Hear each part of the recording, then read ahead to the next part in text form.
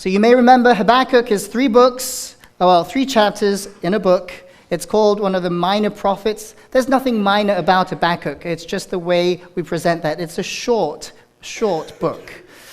The book is divided into three sections, questions from Habakkuk and God's answer, some more questions, and then God's answer. And the third part is Habakkuk's response after listening to what God is saying. Today, we will be focusing on the first half of the Lord's answer in chapter 2. Last week, we had Fall Fest. Who was here? Fall Fest? Excellent, great. It was a great time, lots of good chili. One of the chilies, or two of the chilies, had some good spice in them. And it was just right. I like spices, and it was really good. And I pulled two of our people to the side, and I said, can we just look and see what's going on? People sitting together, dining together, talking together. It was just a wonderful experience. And during that time, one of the guests who came to Fall Fest pulled me aside and said, hey, I have some questions to ask you. I said, sure. So we chatted for a while. One of the things that he said to me was, you know what, if I could just see that God you're believing in, I would believe him. I just have this struggle with believing. This faith thing, I don't feel it. So help me. And it was a really good question.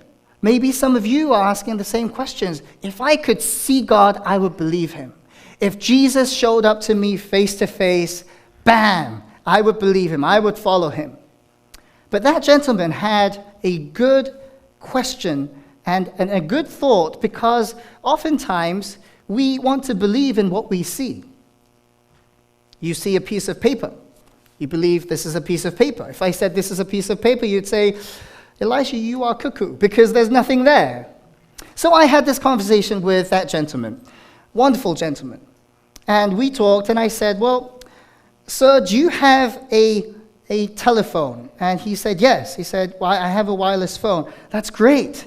And let's just pretend this is his phone. This is his phone, and it's the brand new iPhone 100, okay? And his phone is like this, and I said, sir, do you see any lines coming out of this phone? And he said, no, it's a mobile phone. I carry it around. Well, sir, can you make phone calls on it? He said, yes, of course I can. And I said, well, do you see anything coming out and linking you to the person you're calling? And he said, no, come on, it's wireless. Can't you see? And I said, exactly. You don't see lines coming out of your phone, but there's technology in that.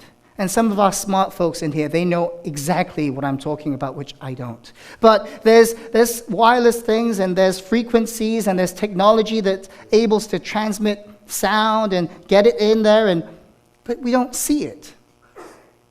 And he said, wow, well, you have a thought. I said, sir, I believe, and it's not a feeling.